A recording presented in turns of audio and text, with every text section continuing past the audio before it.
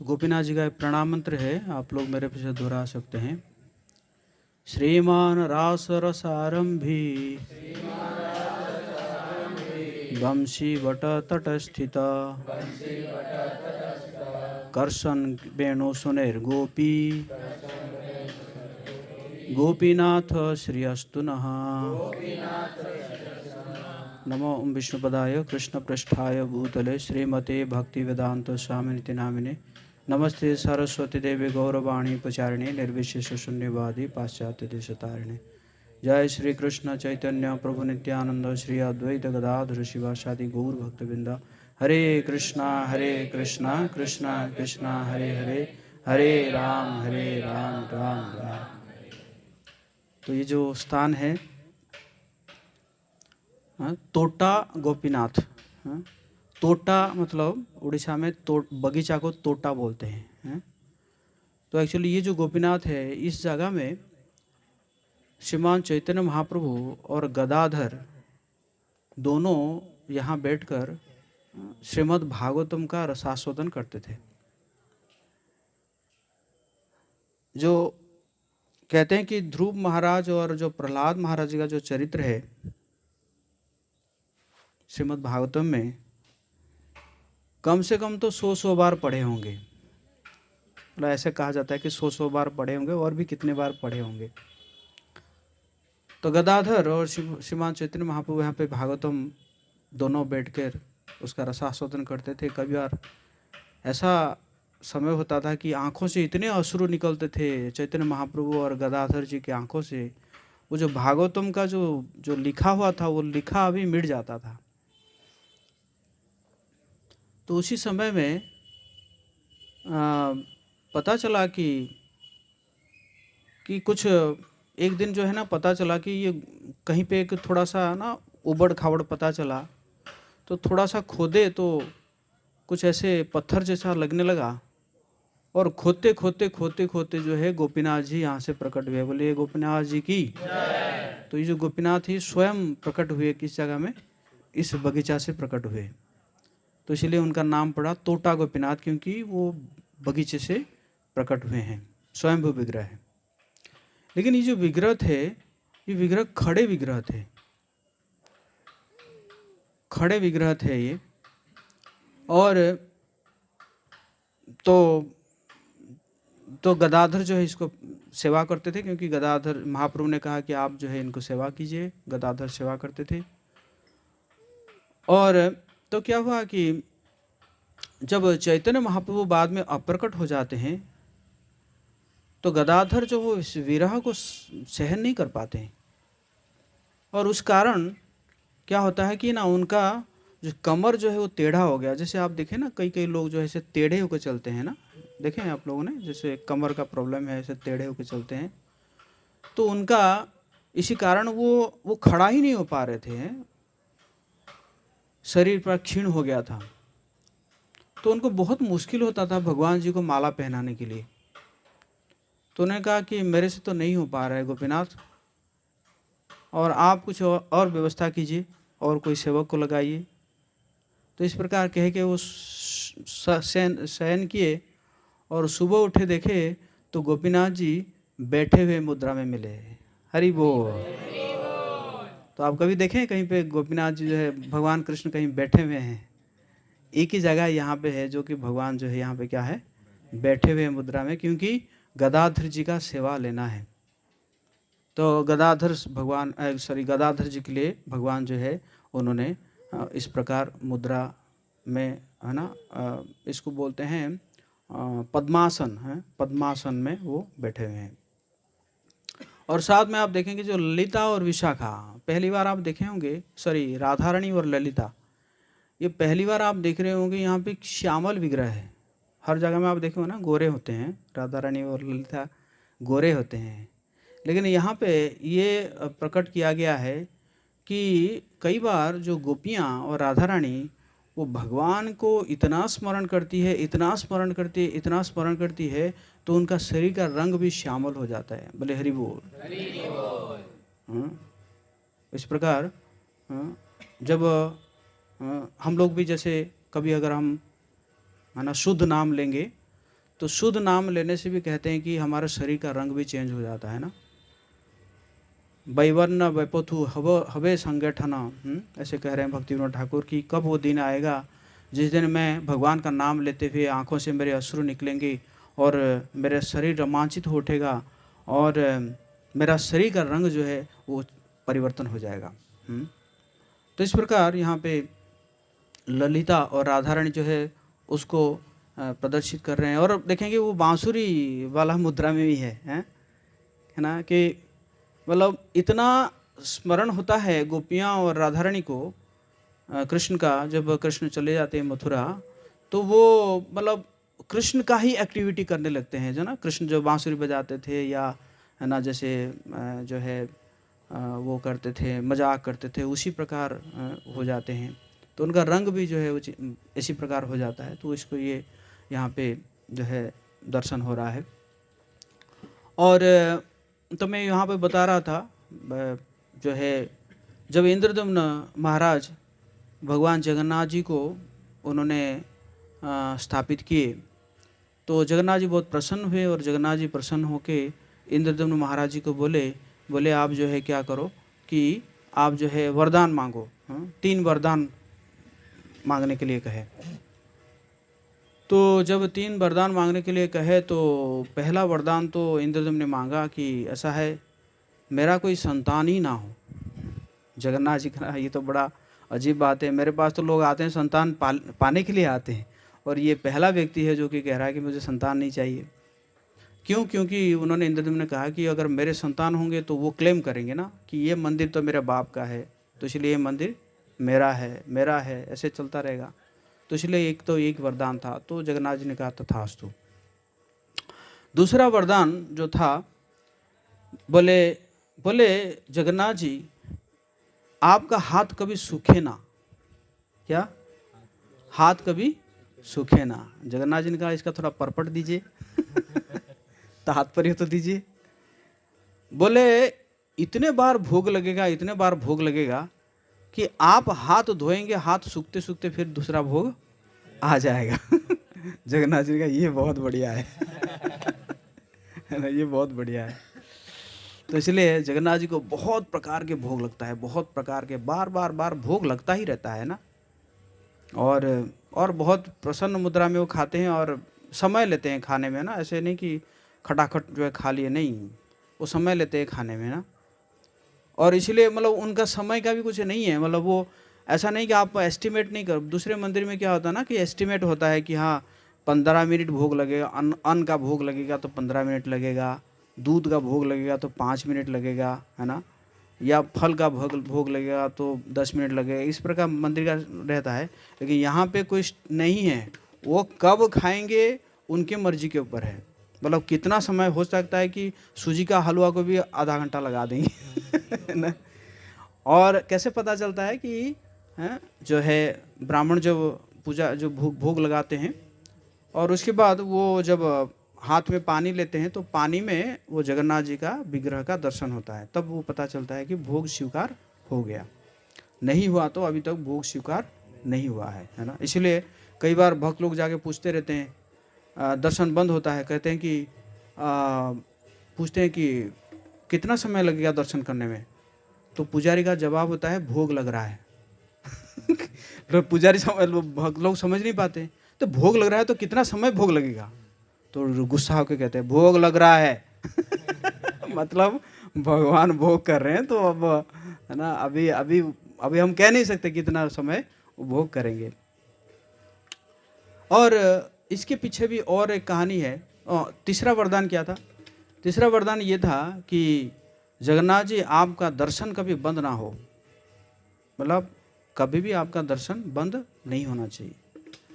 तो जगन्नाथ जी ने कहा इट्स ओके ऑल्सो, क्योंकि मेरे तो आंखें का तो वो है नहीं, पलक तो है नहीं, होता तो फिर तो मैं सोता ना अब तो आंखें मेरा खुला है तो दर्शन देता ही रहूँगा। तो इसलिए यहाँ पे दर्शन कभी बंद नहीं होता है। लेकिन 2 घंटे रात को दर्शन बंद करते हैं, किस लिए?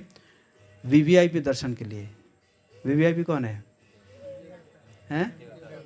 देवताएं हैं, इंद्र ब्रह्मा ये सब आते हैं रात को दर्शन करने के लिए भगवान जी का, है ना, आते हैं और यूनिवर्सल अफेयर कुछ भी चर्चा करते हैं कि ये चल रहा है, ये चल रहा है, जो भी है। तो 2 घंटे के लिए भगवान जी का दर्शन सिर्फ बंद रहता है, वो देवताओं के लिए। और इसी कारण भी आप देखेंगे हर जगह में जो श्रृंगार होता है भगवान जी का सुबह होता है, या विष्णुपाद का भी ले लीजिए, शाम का होता है ना, लेकिन यहाँ पे श्रृंगार शुरू होता है रात को 11 बजे, है ना। 11 बजे के बाद श्रृंगार, महाश्रृंगार बोलते हैं उसको, श्रृंगार शुरू होता है ताकि, है ना, देवताओं को भगवान दर्शन देंगे। तो इसके पीछे एक बस एक लीला कह के इसको मैं विराम दूंगा। एक समय में नारद मुनि को मन हुआ कि मुझे जो है वो भगवान जी का महाप्रसाद अगर कभी मिल जाता तो इसलिए उन्होंने ऐसे प्लान करके वो गए, लक्ष्मी जी के पास गए, क्योंकि लक्ष्मी जी को, है ना, थोड़ा सा मनाने के प्रयास करते हैं। तो जाके लक्ष्मी जी की सेवा करने लगे नारद मुनि। लक्ष्मी जी कहा ये क्या हो गया, नारद जो है आके मेरे, है ना, सेवा कर रहे हैं, है ना, झाड़ू पोछा लगाना, बर्तन मांजना। तो नारद मुनि ने कहा कि नहीं, लक्ष्मी जी ने कहा कि आप बहुत सेवा कर रहे हैं तो आप कुछ वरदान मांग सकते हैं, आपको मैं क्या वरदान दूं। बोले कि नारद मुनि ने कहा कि इसके लिए ना आपको प्रॉमिस करना होगा। तो लक्ष्मी ने कहा कोई बात नहीं, आप बोलिए, मैं प्रॉमिस करती हूँ कि मैं दूंगी। तो नारद मुनि ने कहा कि मुझे ना नारायण जी का महाप्रसाद चाहिए। तो लक्ष्मी जी जो है वो घबरा गई, क्योंकि भगवान तो उनको मना किए हैं कि मेरा प्रसाद और तुम्हारे अलावा और किसी को नहीं मिलना चाहिए। तो लक्ष्मी जी, और यहाँ पे वचन भी दे चुकी है। तो लक्ष्मी जी कहती है कि ठीक है, मुझे समय दीजिए, मैं कुछ उपाय, है ना, निकालती हूँ। तो क्या होता है कि अब लक्ष्मी जी जो है भगवान जी को जब भोग परोसती है और एकदम, मतलब मुख जो है एकदम वो मायूस होके बैठी हुई है ना। पत्नी अगर पति को प्रसाद परोसे और मुंह अगर ऐसे बनाए तो फिर पति को समझ में आ जाता है कुछ ना कुछ डिमांड है करके, है ना, है कि नहीं। तो फिर कहती, नारायण जी कहते कि क्या हुआ, आप ऐसे ऐसे क्यों मुंह बना के बैठी है। तो वो कहती कि मुझे ना बड़ा डर लग रहा है कि मैं बोलूँ या ना बोलूँ। नहीं नहीं, बेफिक्र बोलो।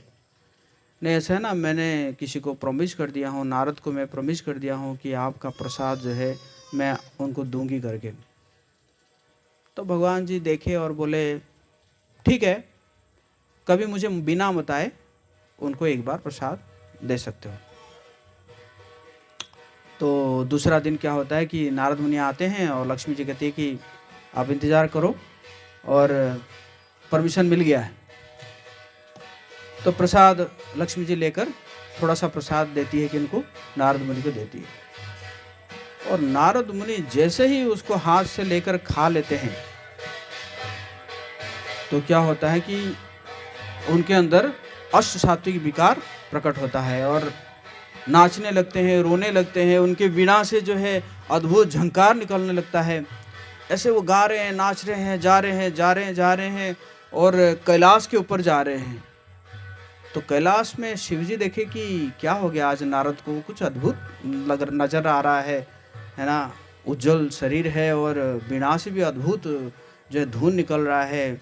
तो तुरंत शिवजी पहुँचे कि क्या हुआ नारद, आज आते आप इतने प्रसन्न, मैं कभी तो मैं देखा नहीं इतने प्रसन्न। बोले क्या बताऊं महादेव, आज मुझे बहुत कीमती चीज़ मिल गया है। हाय, कीमती चीज़ मिल गया, क्या मिल गया, बताइए बताइए। बोले हालांकि लक्ष्मी जी ने मुझे मना किया है बोलने के लिए, लेकिन मैं आपको बोल देता हूँ, आप भी किसी को मत बताना कि मुझे आज नारायण जी का प्रसाद मिल गया। नारायण का प्रसाद मिल गया, तो नारायण का प्रसाद मिल गया तो मेरे लिए कुछ है, आप मेरे भाई है ना, क्योंकि ब्रह्मा जी के नारद भी पुत्र है, शिव जी भी पुत्र है। आप मेरे भाई है तो आपने कुछ रखा है मेरे लिए। नारद में, ओह मैं तो भूल गया, मैं तो शिव जी का, तुम बड़ी स्वार्थी इंसान हो, किस हाथ से खाए थे। तो नारद ने देखा ये से हाथ से खाए थे। तो शिव जी जो है ध्यान से देखने लगे, ऐसे ऐसे देखने लगे, तो वो कहीं पे कोना में ना, एक कोना में एक दाना लगा हुआ था। तो शिव जी ने ये तो है, तो लिए नारद मुनि का मुंह जो उंगली लेके जो है उसको चूस लिया ना, तो वो जो एक दाना चला गया शिव जी के मुंह में। और जैसे शिव जी के मुंह में गया, शिव जी जो है क्या करने लगे, नृत्य करने लगे। ऐसा नृत्य जो नृत्य के वो प्रलय के समय में करते हैं, नटराज जो नृत्य करते हैं प्रलय के समय, उसी प्रकार अद्भुत नृत्य करने लगे। तो ऐसे नृत्य करने लगे, ब्रह्मांड जो है वो कांपने लगा। सभी देवताएं पहुंच गए पार्वती माता के पास, बोले कि इनको रोकिए, ये असमय में नृत्य कर रहे हैं, टाइम नहीं आया है, अनटाइमली नृत्य हो रहा है, ये तो प्रलय के समय में नृत्य होना चाहिए, अभी प्रलय का समय है नहीं, ये नृत्य कर रहे हैं। तो फिर पार्वती माता ने कहा जाके रोकने को, मैं क्या हो गया आज ऐसे क्यों नृत्य कर रहे हैं आप, रुकिए जरा। तुम चुप रहो। अरे क्या हुआ, नृत्य क्यों कर रहे हैं, तो कर रहे तो बताइए तो जरा। मुझे आज नारायण का प्रसाद मिल गया है। बाद में तो नारायण जी का प्रसाद मिल गया आपको, तो मेरा भाग, मैं तो आपका अर्धांगिनी हूं, है कि नहीं, आपका हर चीज में मेरा आधे का भाग है कि नहीं, मेरा भाग। तो शिव जी क्या बोलेंगे, तो बोले तुम माया हो, तुम्हारा उसके ऊपर कोई अधिकार नहीं है ना, है कि मतलब वैसे पार्वती माता जो है माया देवी के रूप में काम करती है इस ब्रह्मांड में, दुर्गा देवी। तो पार्वती माता को बड़ा दुख होता है, बहुत दुख होता है। कहते ऐसा है, मेरा नारायण जी के प्रसाद के ऊपर अधिकार नहीं है, ठीक है। तो पार्वती माता जाके तपस्या करने लगती है, भगवान विष्णु को प्रसन्न करने के लिए तपस्या करने लगती है। तो बहुत दिनों के तपस्या के बाद भगवान विष्णु प्रकट होते हैं कि बोलिए, आप इतने दिनों से तपस्या कर रही है और मैं बहुत प्रसन्न हूँ, क्या चाहिए आपको। बोले मुझे है ना आपका महाप्रसाद चाहिए। तो नारायण ने कहा ठीक है, मिल जाएगा। बोले नहीं, सिर्फ मुझे नहीं, क्योंकि मुझे जितना दुख हुआ है ऐसा मैं नहीं चाहती हूँ कि और भी कोई आपके प्रसाद के बिना इतना दुखी रहे, इसलिए मैं चाहती हूँ आपका महाप्रसाद ये संसार में सभी जीवों को मिले। बोले बिमला देवी की जय। तो भगवान ने कहा तथास्तु। बोले मैं जगन्नाथ के रूप में आऊँगा कलयुग में, और मेरा जो प्रसाद है, पहले जो मुझे भोग लगेगा उसको प्रसाद कहा जाएगा, और उसके बाद फिर वो फर्स्ट ऑफरिंग आपके पास जाएगा। तो आपके पास जब वो भोग लगेगा फिर वो क्या हो जाएगा, महाप्रसाद हो जाएगा, है ना, बिमला देवी पार्वती माता। तो उसके बाद फिर उसको जो है पूरा संसार खाएगा, और वो प्रसाद कभी भी अशुद्ध नहीं होगा। अगर यहाँ पे जो है एक प्लेट में एक कुत्ता और एक ब्राह्मण भी प्रसाद खा सकते हैं, वो कुत्ता भी जो है अगर खा रहा है फिर भी वो प्रसाद क्या नहीं होगा, अशुद्ध नहीं होगा। तो इस प्रकार ये भगवान जगन्नाथ जो है अपने प्रसाद के माध्यम से क्या किए, है ना, सबको जो है तार रहे हैं। श्री श्री जगन्नाथ बलदेव सुभद्रा महारानी की, जगन्नाथ प्रसाद की। तो अभी आप सब जा रहे हैं जगन्नाथ मंदिर में, तो आप जाके जो है जगन्नाथ जी का प्रसाद खाइएगा, जितना भरपूर लुटिएगा वहाँ पे, है कि नहीं। और एक प्लेट में भी 5 लोग बैठ के खा सकते हैं, कोई दिक्कत नहीं वहाँ पे है कि नहीं। वहाँ पे कोई ऐसा आचरण नहीं देखा जाता है, वहाँ पे झूठा नहीं होता, प्रसाद जो है वहाँ पे झूठा नहीं होता, है ना। तो इस प्रकार आप भगवान जी का प्रसाद पाइए। और तो आप सबका बहुत बहुत धन्यवाद, आप सब आए हैं, और जितना समय है उतना समय भगवान जी का स्मरण कीजिए, जगन्नाथ जी का है ना जो है जगन्नाथ जी को स्मरण कीजिए, प्रार्थना कीजिए। और ये भी बहुत ही इम्पोर्टेंट है, बहुत ही महत्वपूर्ण है, आप पुरुषोत्तम मास में आए हुए हैं, है कि नहीं। पुरुषोत्तम मास की, पुरुषोत्तम मास में, पुरुषोत्तम क्षेत्र में और पुरुषोत्तम जी का प्रसाद पाएंगे आप। हरि बोल, है कि नहीं? ये अद्भुत है, आप सब बहुत भाग्यशाली है।